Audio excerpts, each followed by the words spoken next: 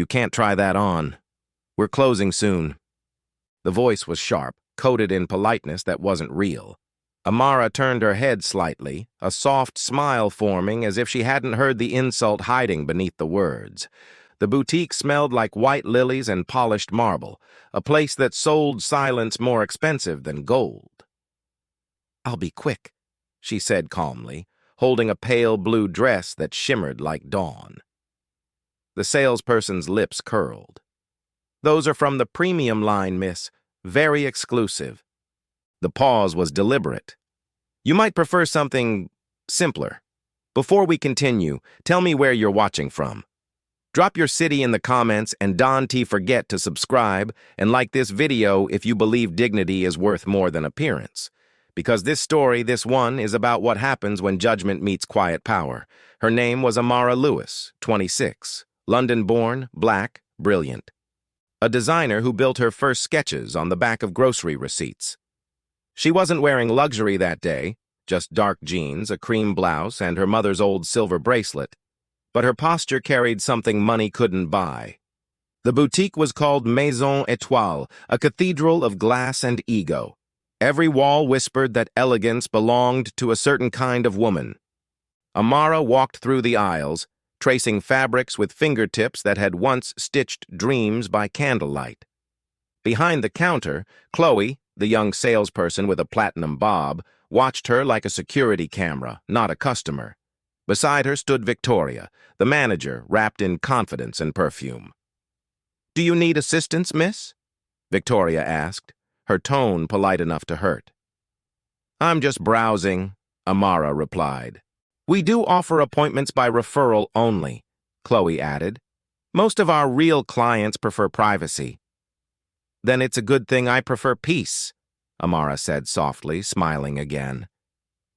That smile unsettled them, because arrogance expects submission, not serenity.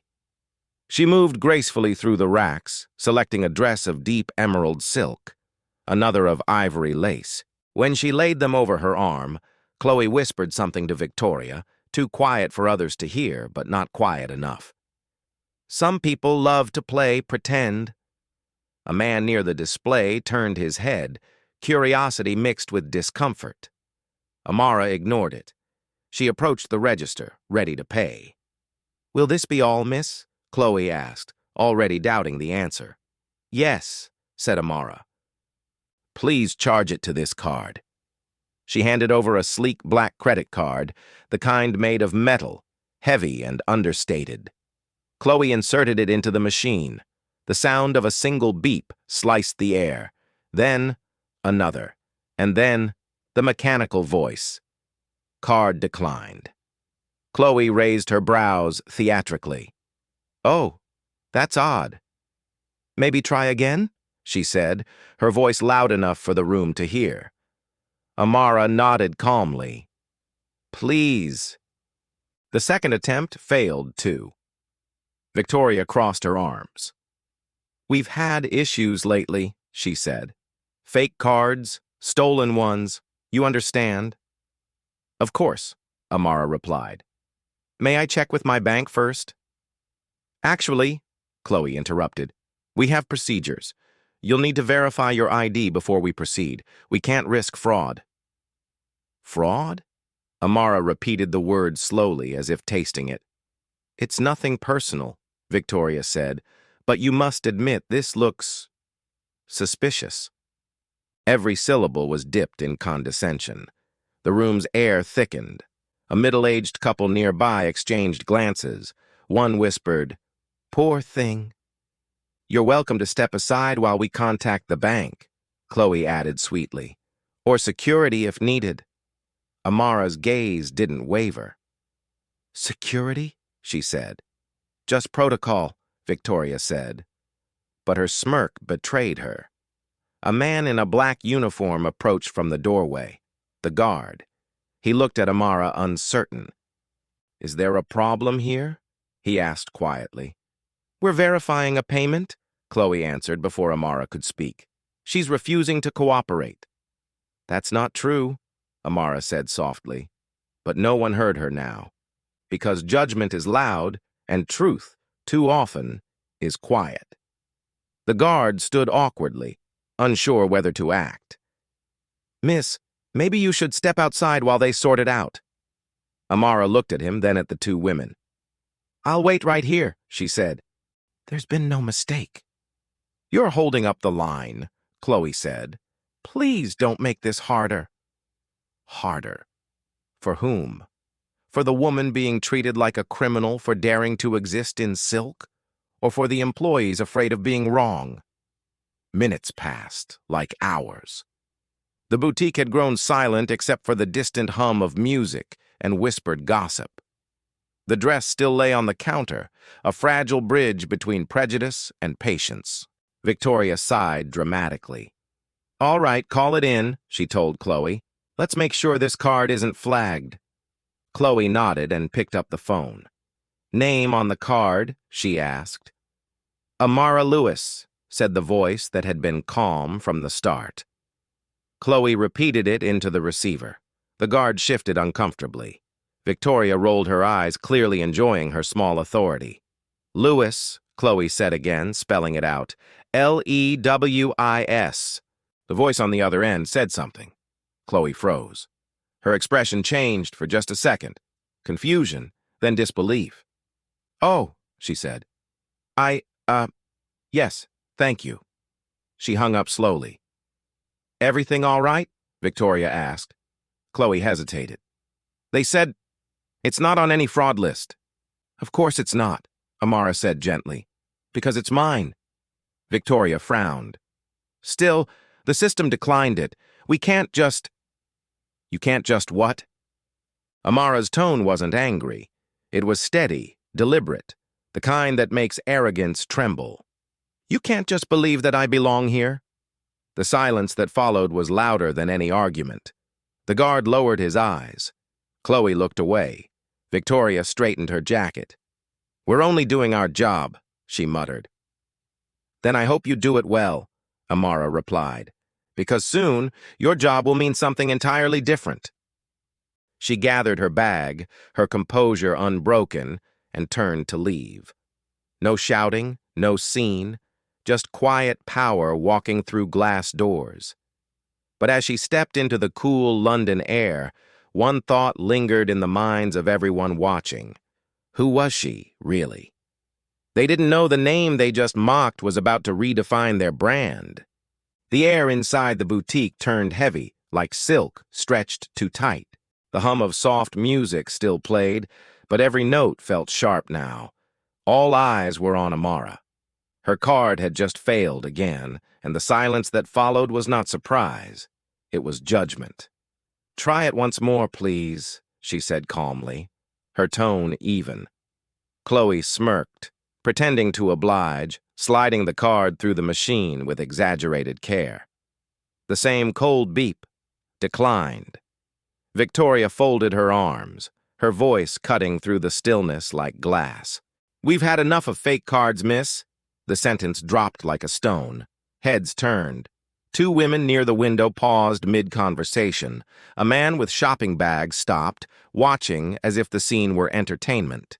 Chloe added too loudly, "It happens all the time. People think a black card means they belong here." Laughter from someone in the back. Quick, nervous. Amara didn't move. Her fingers rested lightly on the counter. "Run it again," she said softly. "Or I can call the bank myself." "No need," Victoria said, her voice raised now. "We can't waste time on this." She turned to Chloe. "Call security." The guard appeared again, hesitant but obedient. He looked between them, unsure. "What seems to be the problem this time?" "Her payment keeps failing," Victoria said.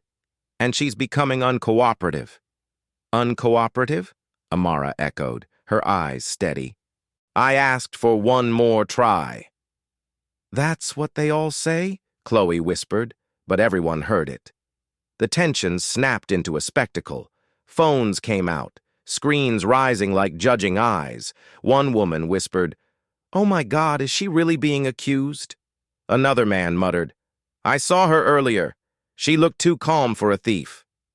Victoria raised her chin, the queen of her tiny kingdom. "Miss, if you can't pay, you need to leave. Now." Amara's voice was soft, but it cut through the noise. "You're making a mistake," Victoria scoffed. "The only mistake would be ignoring policy. Chloe, call the police if necessary." Chloe grinned, delighted to perform. "Of course." She reached for the phone with deliberate slowness, glancing at the recording phones like an actress aware of her spotlight. "Wait," Amara said. She didn't raise her voice, but the room fell quiet anyway. "You're calling the police for what exactly?" "For refusing to cooperate," Victoria answered, her tone defensive now. "You've been caught using a card that isn't yours." "Isn't mine?" Amara repeated, her brow lifting slightly. "You're sure of that?" "It's obvious," Chloe said.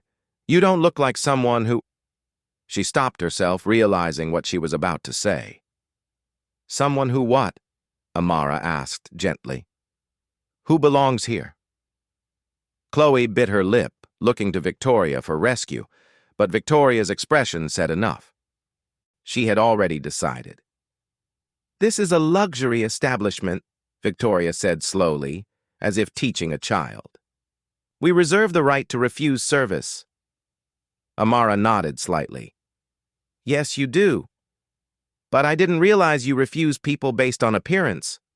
A low murmur rippled through the store. A teenage girl whispered to her mother, "She's right." Victoria's smile hardened. "I think we're done here." She motioned to the guard. "Please escort her out." The guard stepped closer, uncomfortable. "Miss, maybe it's best if you step outside while we figure this out." Amara turned her gaze toward him, calm, steady, unbroken. "There's nothing to figure out," she said. "My name is on that card." "Please, ma'am," the guard said softly. "I don't want trouble." "Neither do I," she replied. "Then don't make this harder than it needs to be," Victoria said sharply. "You've embarrassed yourself enough." Chloe laughed quietly. "Maybe try somewhere that matches your budget," she said, loud enough for everyone to hear. That did it. A few gasps echoed. Someone whispered, "That's too far." Amara stood completely still. Her silence was louder than any defense. The guard took another step forward, uncertain whether to act. The tension was a held breath. Then, in the midst of it, Amara spoke again. "Do you treat all your customers like this?" "Only the ones who waste our time," Victoria replied. Amara looked around the store. "Then I hope your time was worth it." The murmur grew. More phones lifted. Chloe, realizing the eyes on her, tried to look composed. "She's being dramatic," she muttered, but the tremor in her voice betrayed her. "You think this is drama?" Amara said quietly. "No. This is truth showing you its reflection." The words hung in the air. Victoria turned away, pretending to check the register, her hands trembling just slightly. "Security," she repeated, her tone weaker now. "Please, escort her out." But the guard didn't move. He looked at Amara, then at Victoria. Something in his face shifted. Shame, maybe. "Ma'am," he said softly, "maybe we should double-check with management before—" "I am management," Victoria snapped. "Not for long," someone whispered near the entrance, but she didn't hear it.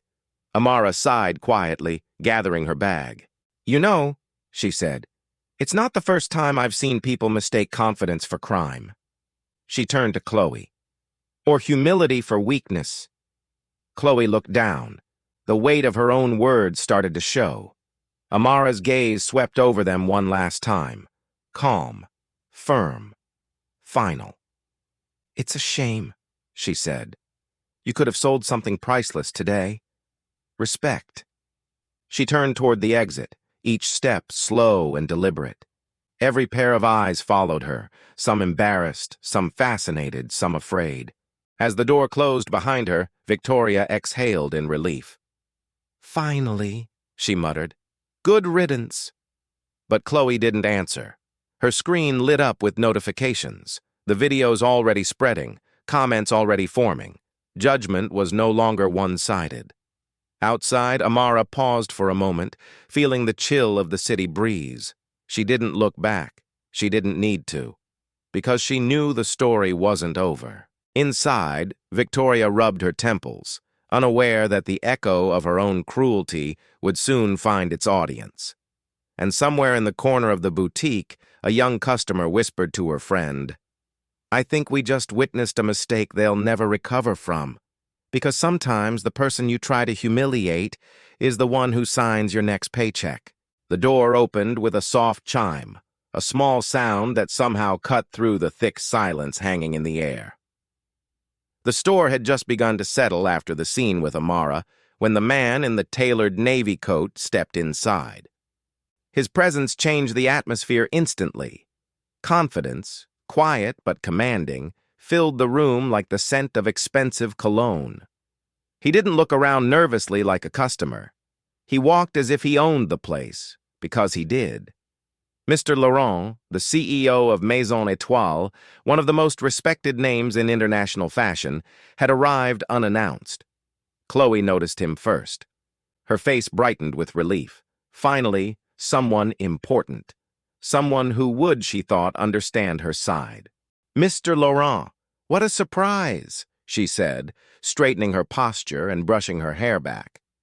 But Laurent's attention wasn't on her. His gaze had already landed on Amara, standing by the entrance, her calm posture unchanged. For a split second, his eyes widened, then a broad, genuine smile spread across his face.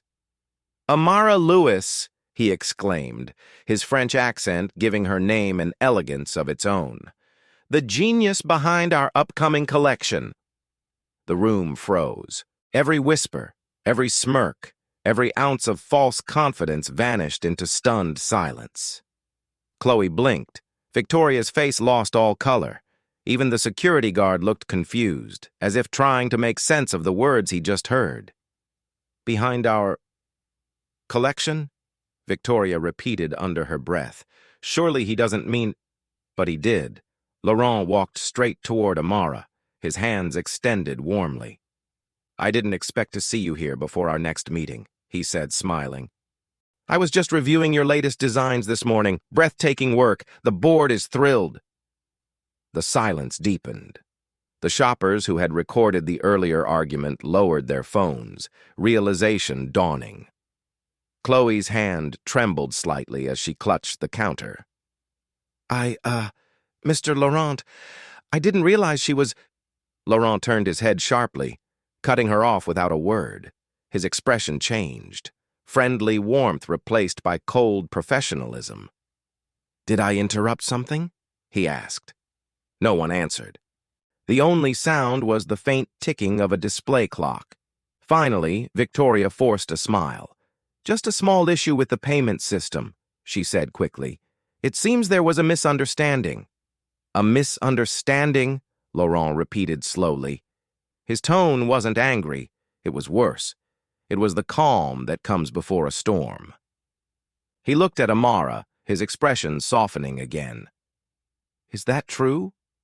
Amara smiled faintly. "A misunderstanding, perhaps," she said. "Nothing worth troubling you over." Laurent's gaze drifted back to the others. "And yet," he said, "everyone in this room looks like they've just seen a ghost." Chloe swallowed hard. "Sir, it's just that—" "Quiet," he said. Not loudly, but firmly, the kind of command that silences without effort. "I'd like to understand exactly what kind of misunderstanding leads my staff to call security on one of our lead designers." Victoria's throat tightened.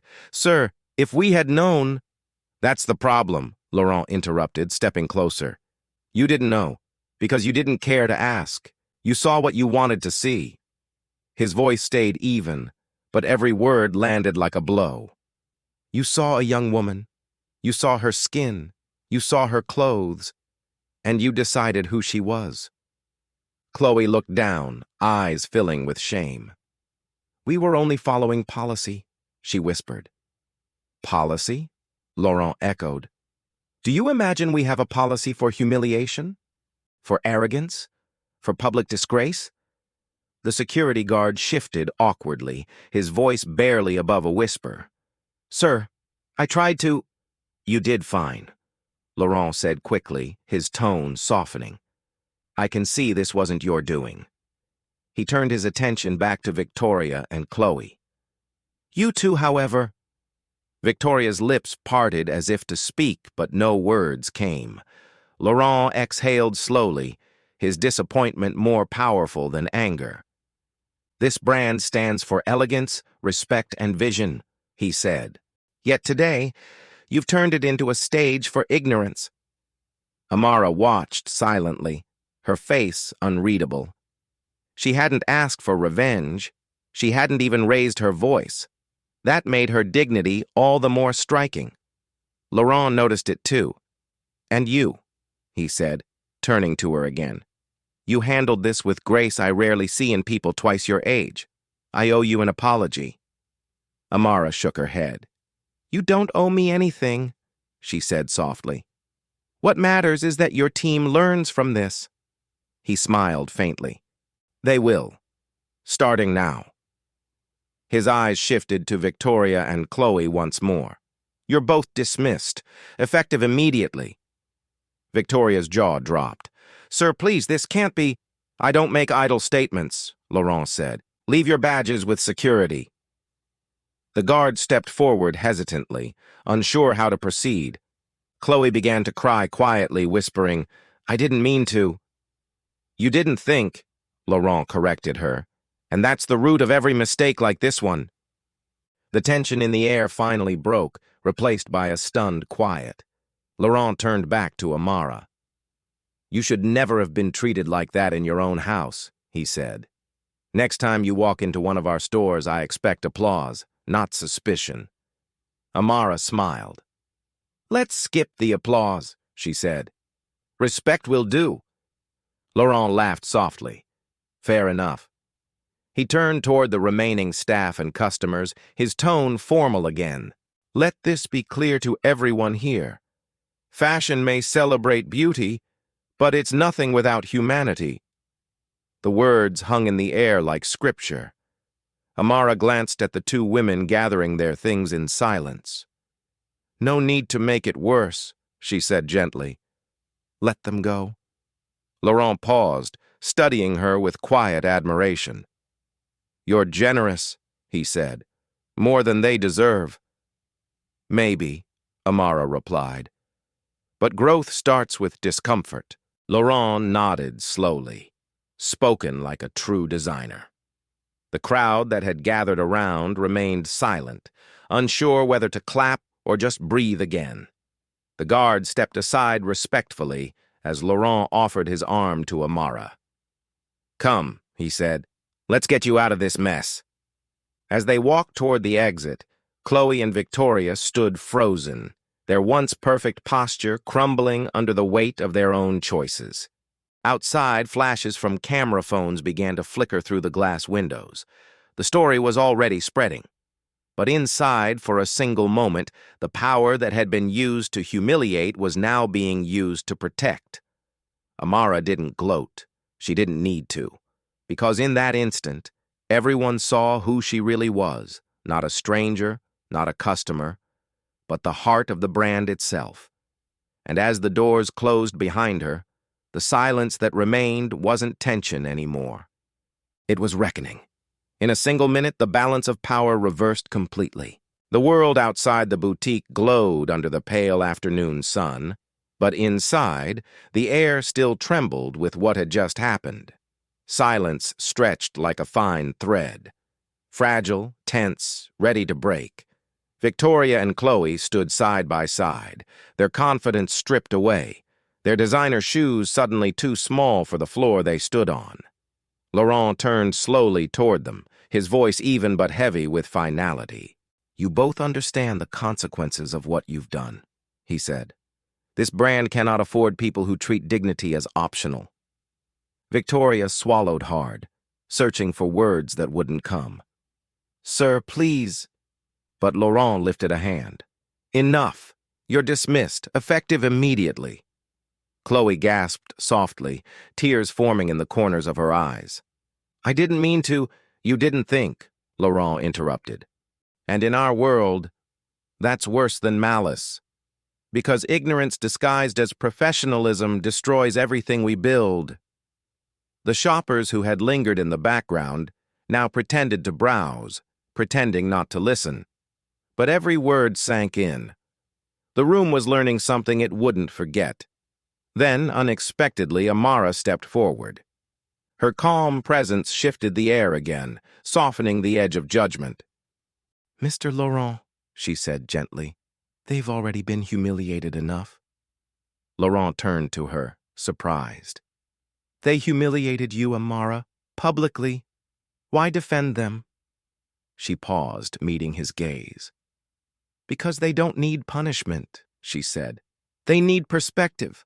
Fire them and they'll walk away angry, but teach them and maybe they'll walk away changed. Laurent studied her face, reading sincerity where others would have carried resentment. You're remarkable, he said quietly. That's what true leadership looks like. The words carried warmth, but also respect. Amara gave a small, grateful smile. Leadership isn't about who's right, she said softly. It's about who learns. The tension in the room began to dissolve, replaced by something else, reflection. Chloe's tears now fell freely, her arrogance gone. I'm sorry, she whispered, her voice trembling. I didn't see you for who you were. Amara looked at her, not with pity, but with patience. Then start seeing people, not profiles, she said. That's where respect begins. Victoria, silent until now, finally spoke. You don't understand, she murmured. This job, it's everything to me. Amara nodded slowly. Then make it mean something. If you keep judging people by the price of their clothes, you'll never understand the worth of your own. Laurent glanced between them, then exhaled deeply. All right, he said. Amara's right. You'll stay, but under strict condition. You'll complete a full inclusion and ethics program, and you'll personally apologize to every client you've wronged. Chloe and Victoria exchanged astonished looks, gratitude and shame mixing in their eyes. Thank you, Victoria said quietly. We won't waste this chance. Laurent smiled faintly. I hope not. He turned to Amara again. You've given them more grace than most leaders give their equals. She smiled back. Grace is easy when you know your value. No one can take it from you. Laurent nodded. Well, consider this official. You'll be leading our new diversity initiative, if you'll accept. Amara blinked, genuinely surprised. I'll do it, she said after a pause. But only if we make it real. Change starts with culture, not slogans.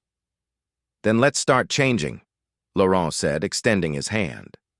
They shook, a quiet agreement born from chaos.